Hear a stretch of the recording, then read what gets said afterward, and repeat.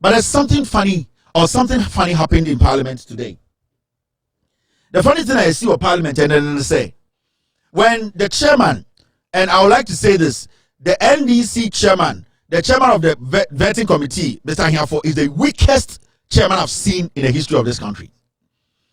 I think in all the appointments the NDC made, this is the worst appointment they've made.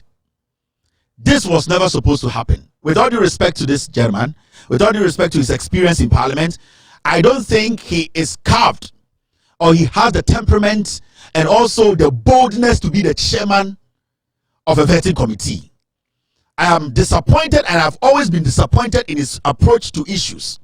He has allowed the foolish Ahiafor to get away with a lot of things. At a point, the micro minority feel that they could get their way.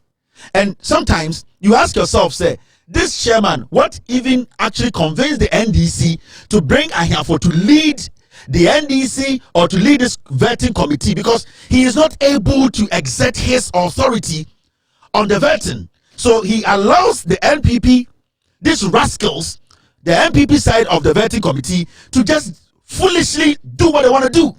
And the issue is, it's appalling because the chairman needs to understand that this is not a place to be saying you are pleading with anybody, you are needing anybody's cooperation. Every single minute you people sit on that committee is monies that the taxpayer is paying you. So for Ahiafor, who is a defender of a pedophile, his girlfriend's ex-husband's children, that Ahiafor sent criminals to go after. Ahiafor, I will never respect that fool. If Freemason is able to, allows such people to join them, and Freemason is one of the most useless organizations in this world. Because Ahiafor as a Freemason, I know the principles of Freemason. In Virginia, their biggest office or their biggest headquarters is in Virginia. I've seen it, I've been there. But the Freemason I know with principles, with men who have integrity, Ahiafor is a twerp to be part of Freemason because he has helped a pedophile to molest 2-year-olds, 3-year-olds, and he feels proud about it. I'm not going to mince words. With all due respect, you people are our servants. You took an oath to serve us. So we are not going to plead with you people. We are not going to beg you people. We are going to insist on the right thing. And the right thing is that when you sit there as the chairman of the NDC that has overwhelming majority in Parliament because they worked hard, they told the Ghanaian the truth, they made sure the right thing is done, you cannot sit there and be pleading with a micro minority that is foolish. That were given the opportunity to lead and they fumbled and fooled. We don't have time to be wasting time on micro dirty minority. I don't care who they are. What I care about is the taxpayer. So from tomorrow, Mr. Ahiafor, you are not going to sit there and be a preacher. We the taxpayers, we turn on our TV, every minute that you spend on that seat as the chairman, we are the ones paying you. We cannot do bad business. We want to also, at the end of the day, make profits. If those fools don't want to, at the end of the day, vet, let them go home. At the end of the day, they don't even have the numbers. Do not sit there and say, I am pleading with you. I am pleading with you. And you know, honorable, why are you pleading with Ahiafor, a pedophile defender? Why are you pleading with him? Why should you plead with Ahiafor? What can Ahiafor do to effect? What can he do to affect this nomination or this vetting? He can't do nothing. He can stupidly ask foolish questions. He cannot change anything. So why do you plead with a man who's already in the ditch, a man in the toilet, a man who has no credibility, a group of people who are not willing to help because they were given 8 years to help and they foolishly fool themselves? So why are you pleading with them? Where did you learn that language from? I am pleading with you. I am pleading with you. Oh, you say I don't tell Hana. Yeah, it's mine.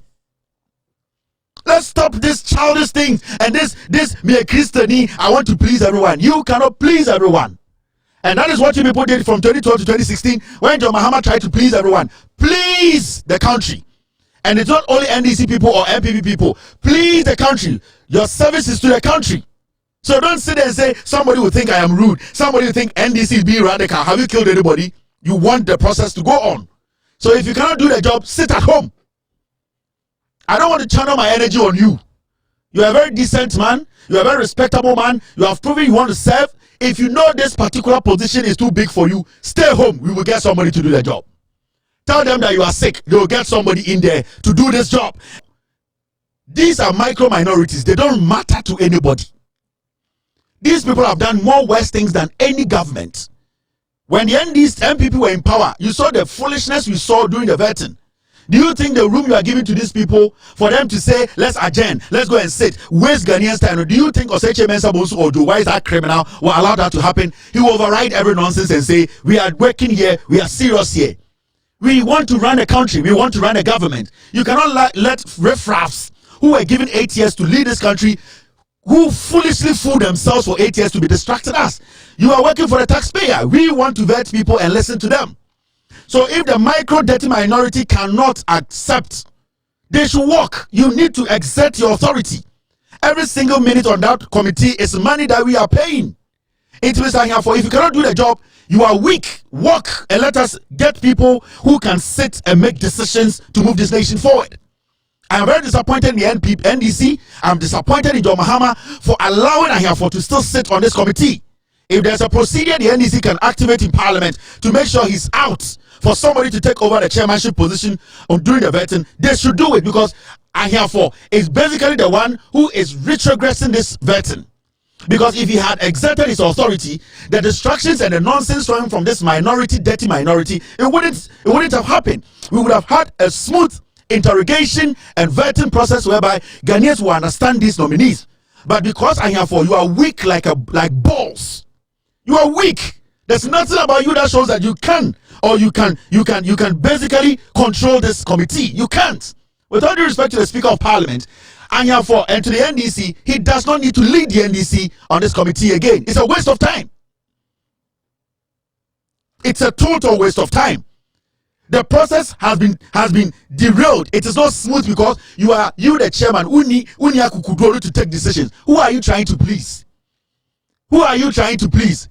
Democracy in itself, sometimes you have to be radical to get what you want. Who are you trying to please? These people shot your own people in the Volta region, in the other constituencies, just to hold on to power. You have power. I'm not saying kill. I'm saying exert your force. Let them understand that we gave them the opportunity. They fucked up, and that there are people here who can make decisions.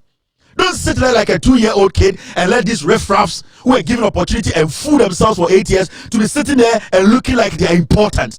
What makes African market important? What makes those people sitting there junkies important? You need to let them understand.